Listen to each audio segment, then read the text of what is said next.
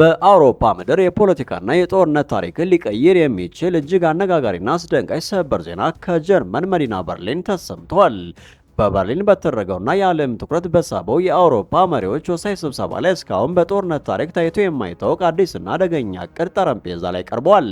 ይኸውም የአውሮፓ ህብረት አባል ሀገራት ሩሲያን በጦር ሜዳ ለማሸነፍ በሚል እሳቤም የራሳቸውን ወታደሮች አሰባስበው የጋራ የአውሮፓ ጥምር ጦር ወደ ዩክሬን ምድር በመላክ ከሩሲያ ጦር ጋር ፊት ለፊት ለመዋጋት እቅድ እያወጡ መሆኑ ተጋልጧል። ይህ ጉዳይ ተራ ወሬ ብቻ ሳይሆን የአውሮፓ ወታደሮች ወደ ዩክሬን ሲገቡም በአሜሪካ መንግስት ሙሉ የደህንነት ዋስትናና የሎጂስቲክ ድጋፍ እንዲደረግላቸው ጭምር ታቅደው እየተሰራበት መሆኑን መረጃዎች ይጠቁማሉ። ነገር ግን ይህ እሳትን በእሳት የማጥፋት የሚመስለው አደገኛ የጦር እቅድ በአውሮፓ መሪዎች መካከል ከባድ የሆነ አለመግባባትና የሀሳብ ልዩነትን ፈጥሯል።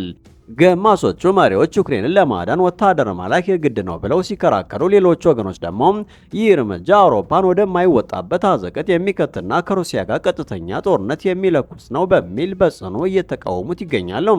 ይህ በእንዲህ እንዳለ ጉዳዩን በቅርበት እየተከታተለች የምትገኘው ሞስኮ ከክሬምሊን ቤተ መንግስት በሰጠችው መግለጫ አውሮፓ ቀይ መስመር እያለፈ እንደሆነ አስጠንቅቃለች። የሩሲያ ባለስልጣናት እንደገለጹት የአውሮፓ ወይም የኔቶ ወታደሮች በዩክሬን ምድር ተገኝተው በሩሲያ ጦር ላይ ተኩስ ከከፈቱ ሩሲያ ይህንን እንደ ቀጥተኛ ወረራ በመቁጠር ማንም ሊገምተው የማይችለውና መላው አውሮፓን ዋጋ የሚያስከፍል አሰቃቂ የበቀል እርምጃ እንደምትወስድ በቁጣ ዝታለች። አሁን ላይ ዲፕሎማሲው እየከሰመ የጦርነት ነጋሪት በከፍተኛ ሁኔታ እየተጎሰመ ሲሆን ዓለም በታላቅ ስጋት ቀጣዩን የበርሊን ውሳኔ እየተጠባበቀ ይገኛል።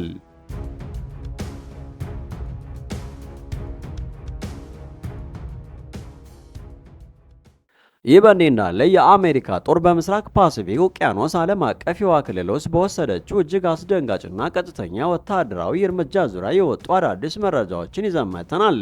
የአሜሪካ ደቡባዊ እዝ በይፋ ባወጣው መግለጫ መሰረት ጦሩ በሶስት የተለያዩ ተጠርጣሪ የአደንዛዥ ዕፅ አዘዋዋሪ መርከቦች ላይ ለሞት የሚዳርግ ካይኔቲክ ጥቃት ለመፈጸም መርከቦቹን ከጥቅም ውጭ ያደረገ ሲሆን በዚህም ኦፕሬሽን 8 ሰዎች ሕይወታቸው ማለፉ ተረጋግጧል።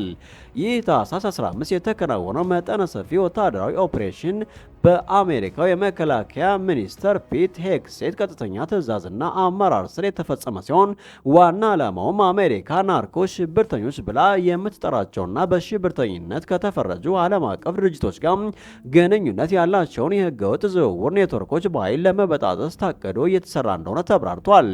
ኦፕሬሽኑን የመራው ጆይንት ታስክ ፎርስ ሳውዘርን ስፒሪት የተሰኘ የጋራ ግብረ ኃይል ኢላማ ያደረጋቸው 3 ጀልባዎች በታወቁ የአደንዛዥ ዕፅ ማዘዋወሪያ መስመሮች ላይ ሲጓዙ እንደነበርና የቅድመ ጥቃት የስለላ መረጃዎች እንዳረጋገጡት ከሆነ እነዚህ መርከቦች ንቁ ተሳትፎ በማድረግ ላይ የነበሩና በአሜሪካ መንግስት በአሸባሪነት በተፈረጁ ድርጅቶች የሚንቀሳቀሱ እንደነበሩ ተገልጿል።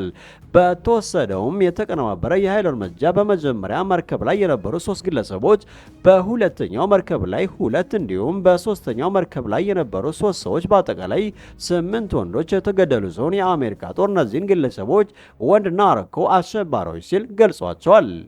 ይህ ቀጥተኛ ጥቃት እንዲሁ በዘፈቀደ የተከናወነ ሳይሆን ዋሽንግተን በካሪቢያንና በምስራቅ ፓሲፊክ ቀጠና በተለይም በቬንዙዌላ ላይ እያደረገች ያለውን ከፍተኛ የፖለቲካና የወታደራዊ ጫና ማሳያ ነው ተብሏል።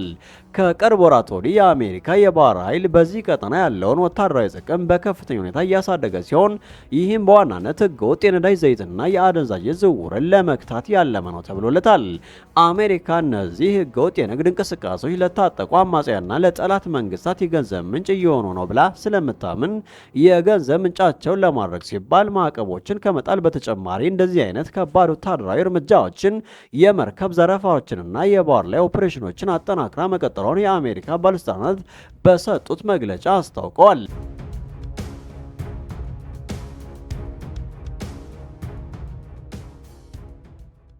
በመጨረሻም በመካከለኛው ምስራቅ ፖለቲካ ውስጥ እጅግ ከፍተኛ ስም ባላቸውና ተጽዕኖ ፈጣሪ በነበሩት የቀድሞ የየመኑ ፕሬዝዳንት አሊ አብደላ ሳላና በውጭ ሀገር በሚገኙ የሐማስ ከፍተኛ የፖለቲካ መሪ ካሊድ ሚሻል መካከል ተደርጎ የነበረ እስካሁን ድረስ በሚስጥር ተይዞ የቆየ እጅግ አስገራሚና አነጋጋሪ የሆነ የስልክ ቅጂ በድንገት ሾልኮ በመውጣት የመላው ዓለምን የመገናኛ ብዙሃን ትኩረት ስቧል።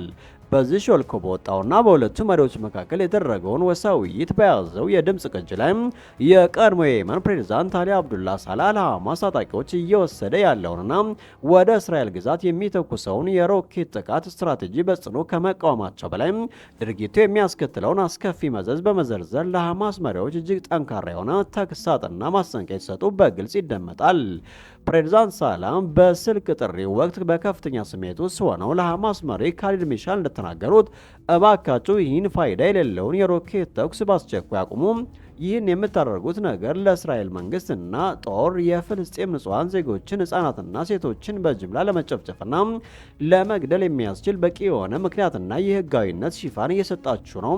በገዛ እጃችሁ ህዝባችሁን ለእልቂት እያደረጋችሁ ስለሆነ እባካችሁ ፍልስጤማውያንን ከማብቂያ የሌለው እልቂትና መከራ ታደጉ ሲል ተማጽኗቸውን አቅርበዋል።